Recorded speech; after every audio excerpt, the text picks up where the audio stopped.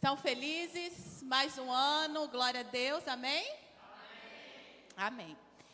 Quero já convidar você a abrir a sua Bíblia no livro de Salmos, o Salmo 116, que nós leremos essa noite. Salmo 116. Este salmo ele faz parte do último livro do Saltério, que os Saltérios são divididos em 5 livros, e o Salmo 116 faz parte do último livro, o 5º livro. Como vocês estão vendo aí na Bíblia de vocês, está escrito assim, Salmo de gratidão. Tem a menção aqui embaixo de quem escreveu os salmos? Não, né? Então, é um salmo que não tem uma referência. Mas, segundo os estudiosos da palavra, eles dizem que foi o rei Ezequias. E esse salmo aqui reflete o que se passa na nossa alma. O que passou com o rei Ezequias, nós vamos, no decorrer do texto, nós vamos entender a semelhança que tem o rei Ezequias conosco, com que nós passamos. Salmo 116, vamos ler juntos então. Amo o Senhor porque Ele ouve. Ele ouve a minha voz e as minhas súplicas. Porque inclinou para mim os seus ouvidos, eu o invocarei por toda a minha vida. Laços de morte me cercaram, e angústias do inferno se apoderaram de mim. Fiquei aflito e triste. Então, invoquei o nome do Senhor. Ó Senhor, livra a minha alma.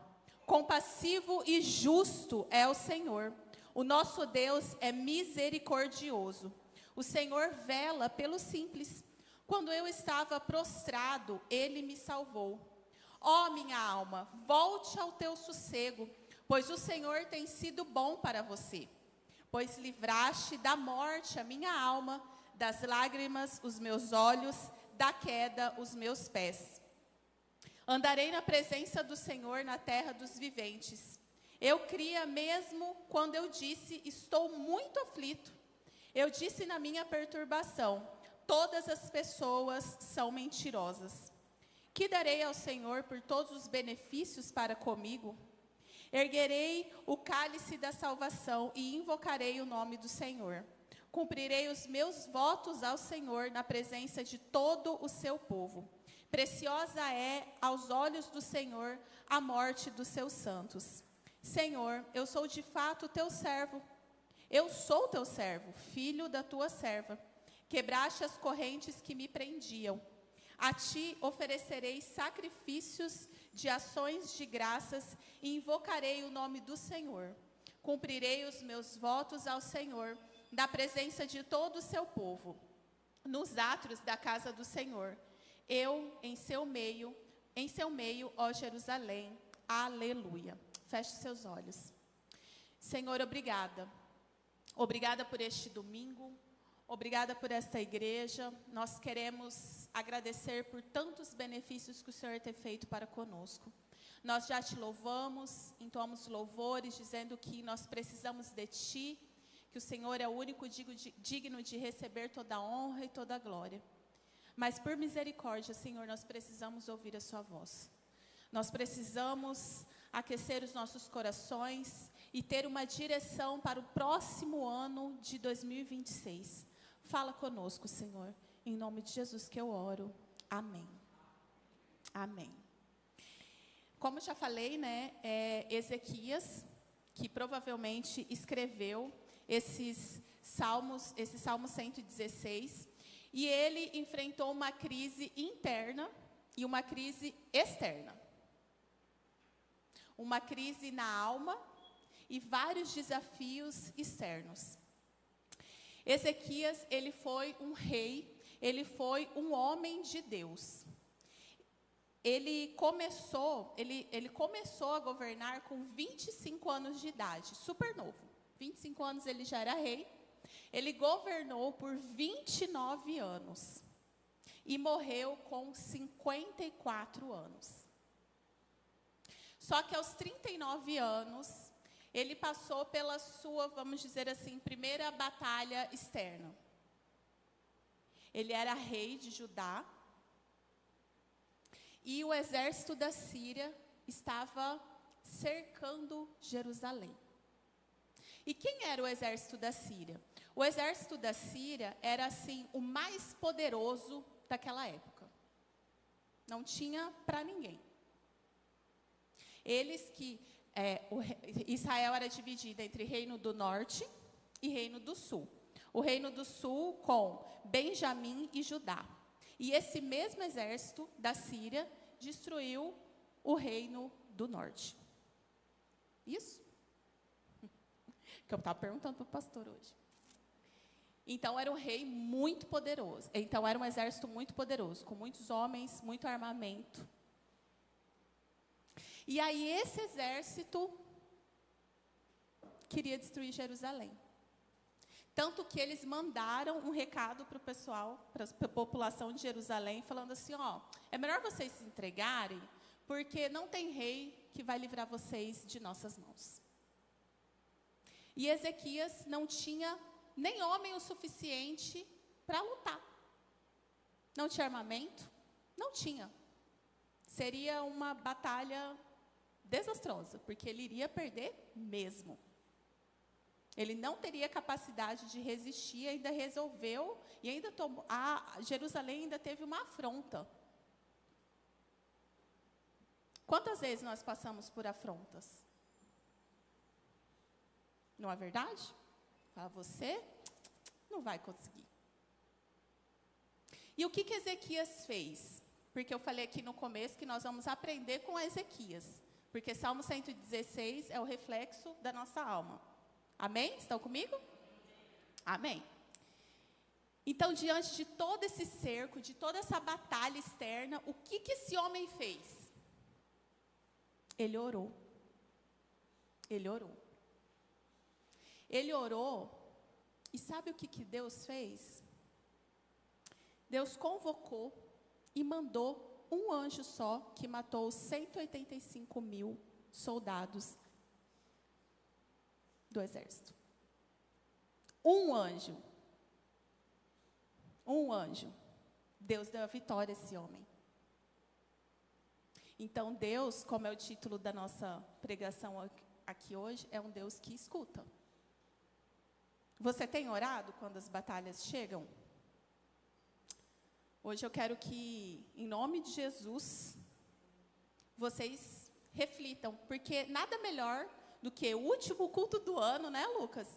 O último culto do ano, o último domingo, para a gente falar assim, bom, o que eu fiz em 2025 de errado, para não cometer os mesmos erros em 2026. Primeira coisa, você tem orado? Ou você só faz aquela oraçãozinha rápida aí, sim, quando você acorda, Senhor, abençoa meu dia, e à noite você fala assim, Senhor, me dá uma boa noite só, amém. Abençoa minha família, meu pai, minha mãe, e é isso. Só que o rei Ezequias também passou por batalhas internas. Quando ele tinha 39 anos, já que ele viveu 54, ele tinha uma úlcera. E quando eu estava lendo sobre isso, eu lembrei da mulher do fluxo de sangue, que eu falo muito sobre ela. Como aquela mulher, ela gastou tudo que ela tinha para ser curada daquele fluxo de sangue. Esse era rei. Ele tinha dinheiro. Ele tinha todos os médicos à disposição dele.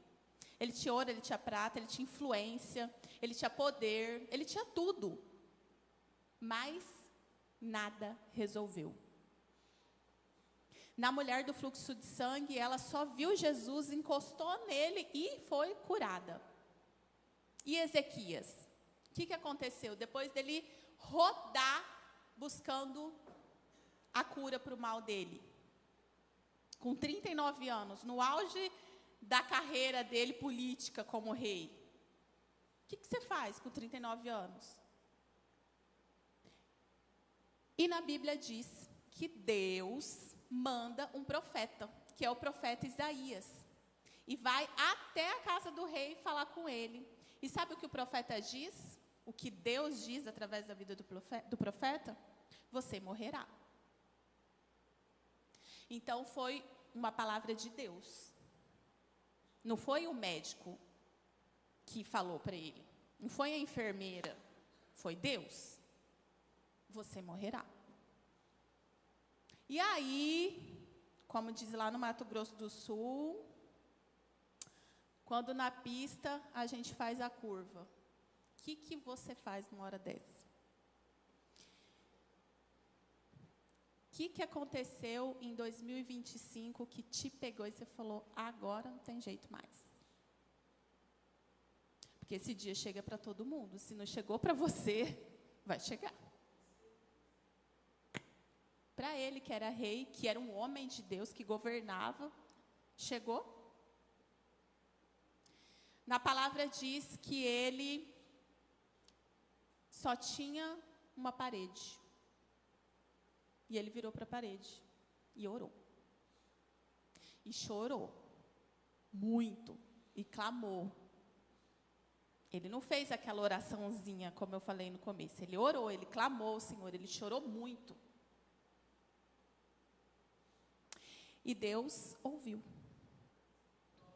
E antes do profeta sair da cidade, Deus manda o profeta voltar. E fala para ele que eu darei mais 15 anos de vida. Deus mudou até o que ele falou em resposta da oração. Olha a importância da oração. E diz que eu livrarei do poder da Assíria e o curarei e lhe darei mais 15 anos de vida. No verso 3 diz assim: laços de morte me cercaram e angústias do inferno se apoderaram de mim. Fiquei aflito e triste. Quem já sentiu angústia aqui?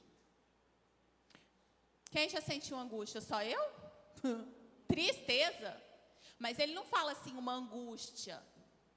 Ele fala uma angústia do inferno. Quem já sentiu a angústia do inferno? Você fala, hoje Jesus podia me levar. Porque o inferno, quem teve depressão, quem tem, sabe como é. Né, Suene? A gente estava falando sobre isso no começo. O inferno é a ausência de Deus. Quer dizer, pensa, você está numa dificuldade tão difícil, que nada resolve.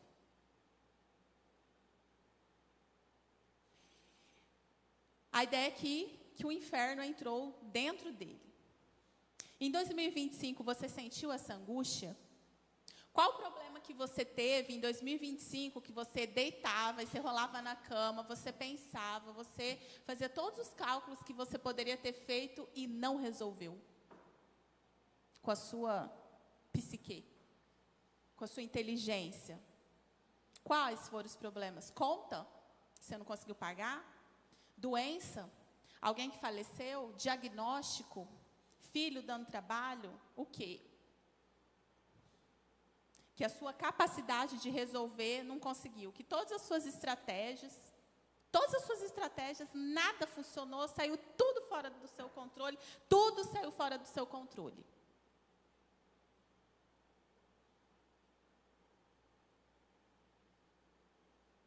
Isso aconteceu com Ezequias. Só que aqui também fala como ele reagiu. Nos versos 4 e 6 ele diz aqui: então, onde o vento faz a curva, invoquei o nome do Senhor. O Senhor, ó Senhor, livra a minha alma. Compassivo e justo é o Senhor. O nosso Deus é misericordioso. O Senhor vela pelos simples. Quando eu estava prostrado, Ele me salvou. Qual que é o problema que você chegou no fim da curva e falou, meu Deus, não tem para onde eu ir. Não tem o que eu fazer. Para quantas amigas você ligou Para quantas pessoas você falou, banco, gerente, sei lá, chorando, falando, não tem como eu resolver isso aqui. Ou o Senhor entra com provisão, ou o Senhor entra com provisão. Acusação, culpa, né? Nós temos culpa, nós somos culpados. Quando nós erramos também, não é só as pessoas que erram conosco, nós erramos também. Culpa, medo. E logo depois ele disse, compassivo e justo é o Senhor. Então a primeira coisa que daí eu também lembrei de Jó, porque quando ele estava naquela situação, e ele perguntando para Deus, Deus não respondia, Ezequias falando, quando ele clamou ao Senhor, ele falou que o Senhor, que Deus é compassivo e justo. E aí, quando ele clama, ele descobre quem é Deus, que ele é compassivo e justo. Então, o que mais a gente precisa saber é quem é Deus. Você sabe quem é Deus? Ou você sabe quem é Deus quando vem alguém aqui na frente e fala quem é Deus? Ou você já experimentou quem é Deus? Criador dos céus e da terra, que se compadece de nós. Quem é Deus? Quem é Deus para você? Porque nessas horas a gente esquece quem é Deus. E aí a gente só fica na coitadolândia. Estou sofrendo. Como se Deus não soubesse o que ele estivesse fazendo. Então, ele diz que ele é compassivo, mas ele é justo também. E ele nos ama. O Senhor vela pelo simples. A arrogância não tem vez para Deus. Ignorância. Deus gosta das pessoas simples. E simplicidade, não estou falando de dinheiro, não. Estou falando de dentro do coração. Que você pode ser muito rico e simples. Como você pode ser muito, muito, muito pobre, sem nada, e ser muito orgulhoso. Não é sobre dinheiro. Então, quando nós passamos, né, por uma crise, a primeira coisa que a gente pensa, inclusive eu já fiz isso, claro, senão eu estaria aqui falando. Será que Deus não está vendo o meu sofrimento? Deus, o Senhor está vendo isso acontecer comigo? Ou o Senhor não está vendo? Ou o Senhor me ajuda, ou o Senhor me ajuda agora. E aí a gente esquece quem é Deus. E a gente precisa lembrar quem Ele é. Ele fala que ele caiu e depois ele diz aqui, ó, quando eu estava prostrado. Prostrado, nocauteado. Quando tem uma luta e o lutador cai e fica prostrado, o que significa? Pedro, acabou a luta, na verdade? Acabou. Uma coisa é você estar aqui andando, tropeçar e cair. Outra coisa é você tomar um tombo que você não consegue levantar. Quantos tombos você tomou em 2025 que você não conseguiu levantar sozinho? Que se não fosse Deus, você não estaria aqui hoje. Ele estava prostrado, jogado, triste, muito triste.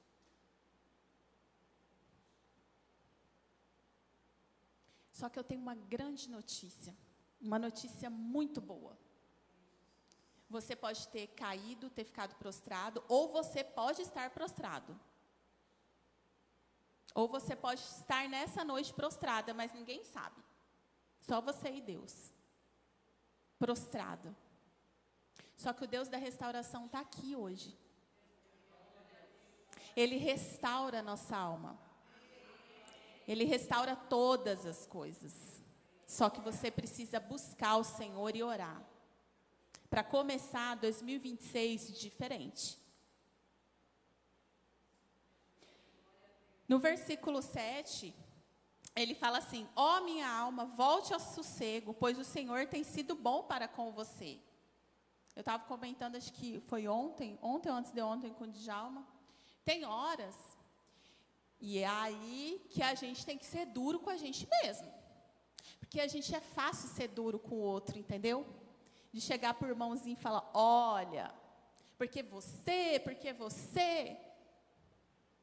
E você, já se olhou no espelho, já pegou no seu colarinho e falou assim, olha, Sossega a minha alma, porque você tem um Deus. Você olhar no espelho e falar calma, porque Deus resolve o seu problema. Você não resolve, mas Deus resolve. É você falar com você mesmo. É ser sincero com você mesmo. É final de ano. Nós estamos aqui, nós precisamos nos alegrar, mas nós precisamos também ser sinceros conosco. Primeiro com a gente. Volta ao teu sossego, pois o Senhor tem sido bom para com você. O Senhor tem sido generoso contigo.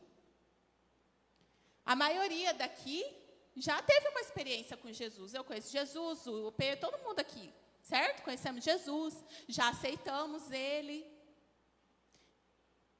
Nós somos livres, limpos. O Senhor morreu na cruz para que nós fôssemos salvos.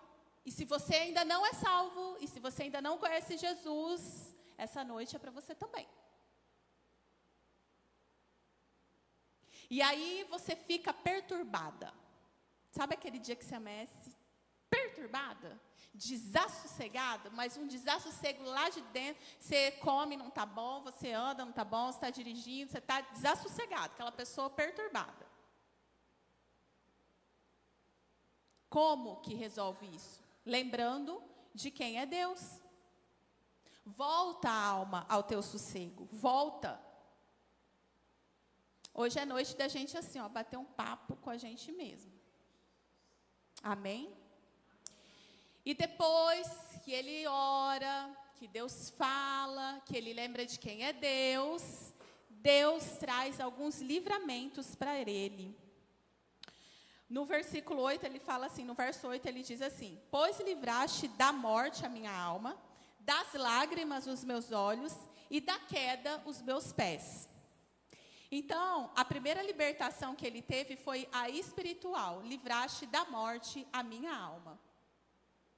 Os nossos pecados foram perdoados, Jesus morreu na cruz por nós. Nós somos livres. Olha que maravilha. Livres. A segunda libertação foi emocional. Livraste das lágrimas os meus olhos. Quantas vezes você chorou em 2025? Você lembra? Ou dá para contar? Porque eu perdi as contas. Você chorar. Né, Josi? Aí ele diz aqui que o Senhor livrou as lágrimas dos meus olhos. O Senhor, Ele só não enxuga as nossas lágrimas e colhe as nossas lágrimas. Ele estanca o problema que está fazendo a gente orar. Entendeu? Ele não faz as coisas pela metade.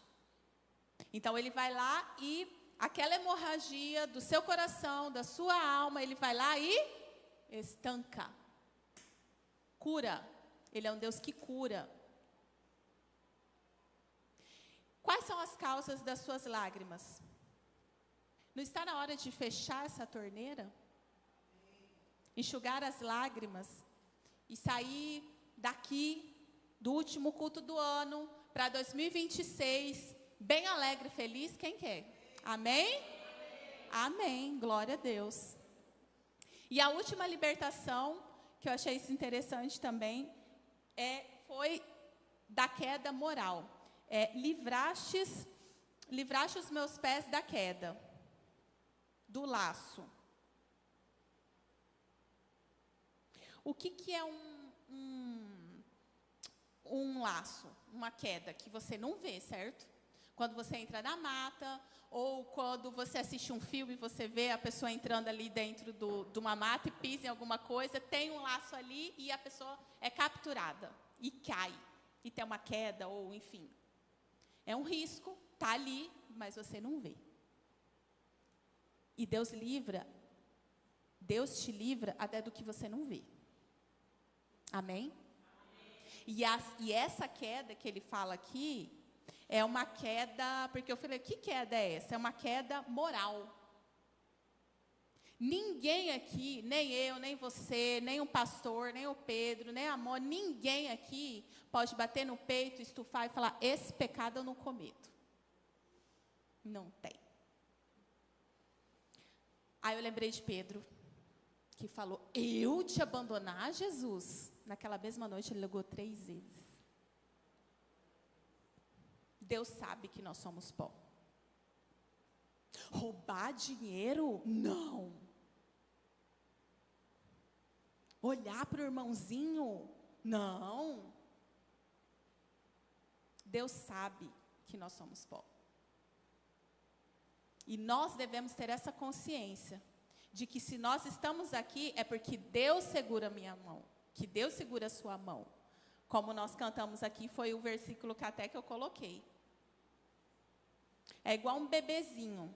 O Theo não está aqui hoje, mas um bebezinho. O bebezinho está no bebê, pega ele no bebê conforto, né, Mônica? Não sei se você lembra deles pequenininhos. Eles seguram assim, né? Ou eles seguram aqui assim, né, gente? O bebezinho, ele segura. Por quê? Ele está com medo de cair. Ele gruda no pai, gruda na mãe, gruda no cabelinho. Mas ele tem força? Não tem. A força dele é pequena. É a mesma coisa a gente com Deus. Ai, Senhor, me ajuda, pelo amor de Deus, se o Senhor não me segurar. E Deus vai lá e te segura. E Ele te segura. E Ele te fortalece. A mão dele não é a sua. E aí diz que os que confiam no Senhor, como nós cantamos aqui, são como os montes de Sião, que não se abalam, mas permanecem para sempre. Mas são os que confiam no Senhor.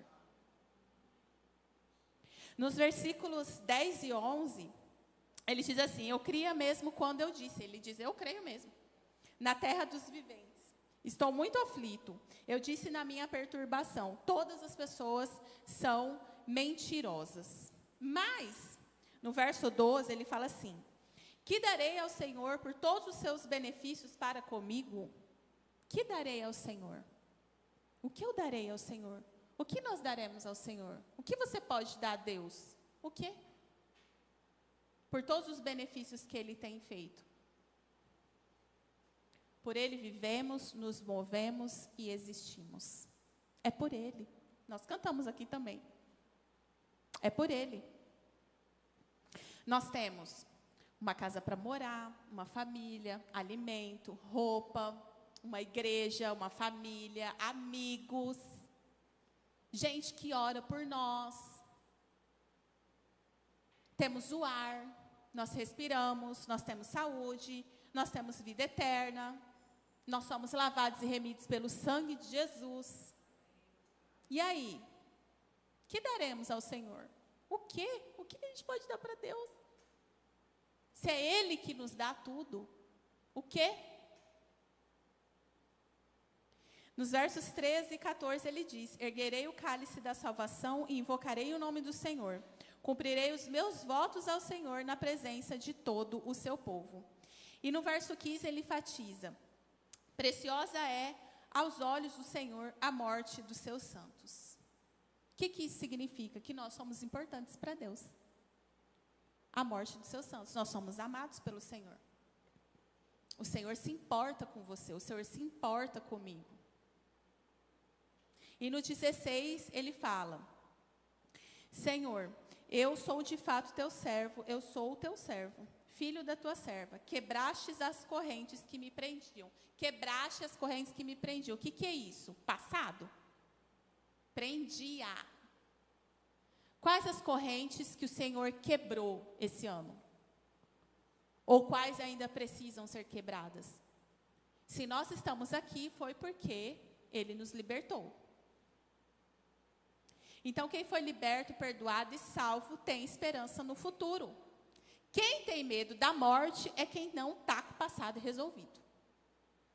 E se você não está com o seu passado resolvido, essa é a noite também. Amém? Amém. O seu passado, eu escrevi isso aqui com muita, como que eu posso dizer assim, com muita consciência, porque, vocês sabem, eu sou terapeuta também, e a gente trabalha com saúde mental. Mas eu vou falar uma coisa que está escrito na Bíblia, que não sou eu que estou dizendo, e eu não tenho o mínimo de medo de dizer isso. Quem cura o seu passado é só o sangue de Jesus. Não é terapia. Se você não colocar a sua vida, o que você fez, no crivo, no sangue de Jesus para ele lavar, você vai passar a vida inteira enxugando gelo. E por fim, ele toma algumas atitudes perante Deus, que ele diz assim no versículo 9: andarei na presença do Senhor na terra dos viventes. Não tem como dizer que você é de Deus sem andar com Deus. Né? Ou você pega ali, solta na banguela o carro e vai. E vai vivendo a vida, e vai vivendo, sem compromisso com Deus. Um dia você vai na igreja, outro dia não vai. Aí um dia você ora, e no outro dia não. Então, o primeiro compromisso que ele fez foi: eu andarei na presença do Senhor. Esse é o primeiro compromisso que nós devemos ter para 2026. Andar na presença do Senhor. Amém? No 17, ele diz aqui: a ti oferecerei sacrifícios de ações de graças e invocarei o nome do Senhor. Quem me conhece sabe que eu sou adepta ao jejum e aos votos, sacrifício. Deus não obriga ninguém a fazer. Mas se você faz, você tem que cumprir. Não seja um sacrifício de tolo. E aí ele diz aqui: oferecerei ações de graças ao Senhor. Nós devemos entrar em 2026 com ações de graças ao Senhor, amém? Com compromisso com Deus, com ações de graças, para que Ele abençoe o nosso novo ano. E para finalizar, quanto tempo já tem? Quanto tempo? E para finalizar, ele diz assim: eu amo o Senhor. O verso 1. Amo o Senhor, porque Ele ouve a minha voz e as minhas súplicas. Porque inclinou para mim os seus ouvidos, eu invocarei por toda a minha vida. Quem ama, diz que ama. Quem ama, agrada a pessoa amada. Quem ama tem tempo para a pessoa amada, não é, Priscila? Liga, não é verdade? Quem ama agrada, dá presente, se sacrifica. Não fica uma coisa assim, subtendida, que você ama. Você ama.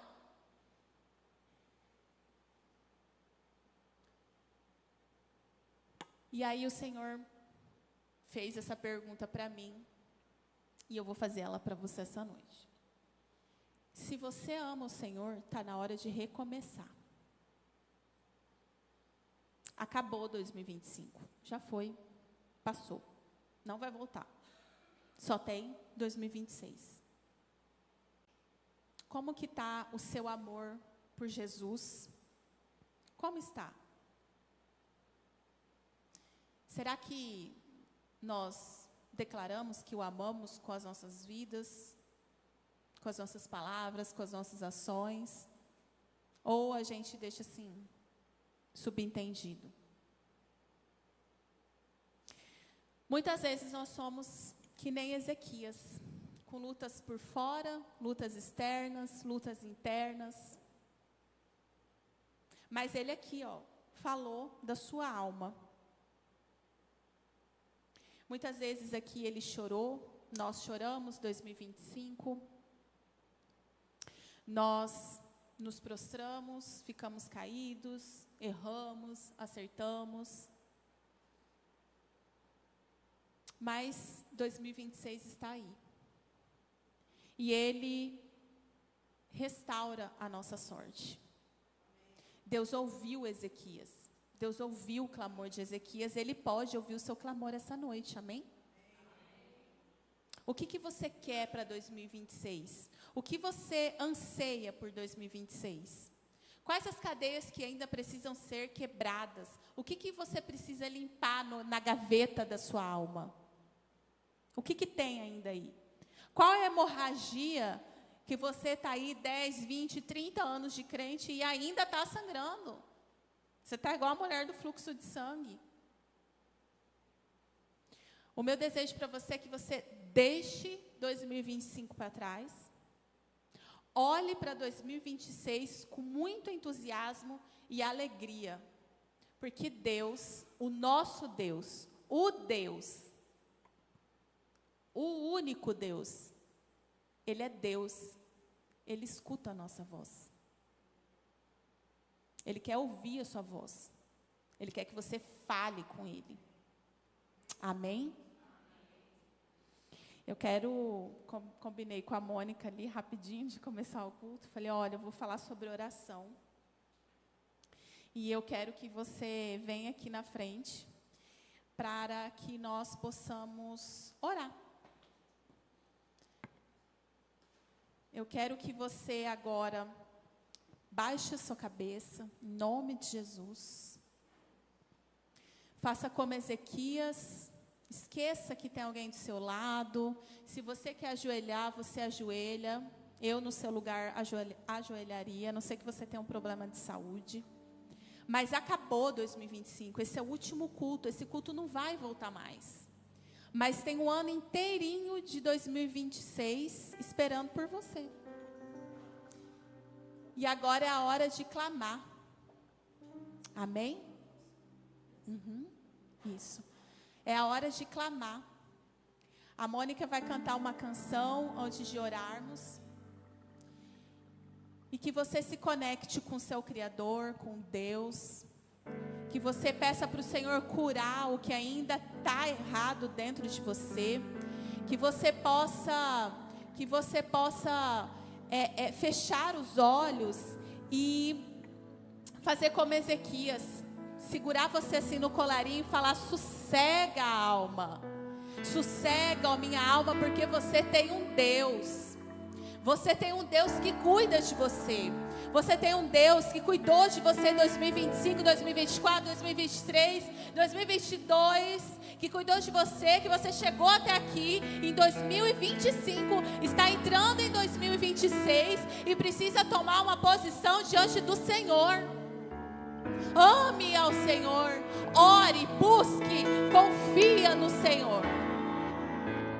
Confia nele de todo o seu coração. E ele vai livrar a sua alma de todas as angústias. Em nome de Jesus.